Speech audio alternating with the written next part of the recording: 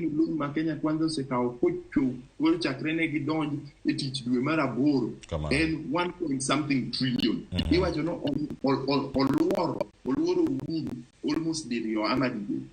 Mano nyaka wabed piny kaka jopiny wapenjre to ng'ani be en gi lengo mar improving quality of life mar Kenya man piny mogik kose en waonge pesa wadwa timo kama wahol.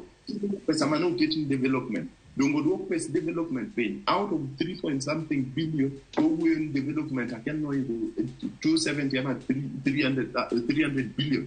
Mano manyaka obed piny wapenjre ni. To be mwa loso go budget ni. Gik moket kanyo go. Be gin realistic. To be ginyalo address challenge wa. Kineno report mar controller of budget. Mane wacho ni pesa mabiro do wasted.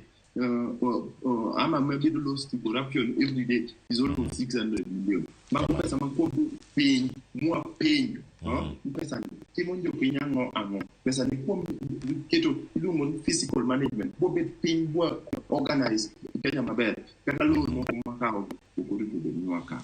But jo piny udo oko ikre penjo matek. Jo piny nyaka penjo matek. Jo piny nyaka hold jok mane giyiero accountable. Mbaka magore sani, aten uripo med jomage pesa, aten jomage moma allowances, mano okin yo mar yudo pesa. Yore mang'eny ma sirikal nyalo tiyogo mar yudo pesa, nitie weche mag mafuta ma pod onindo Turkana, nitie weche mag pi, mano yud pi, the biggest finding,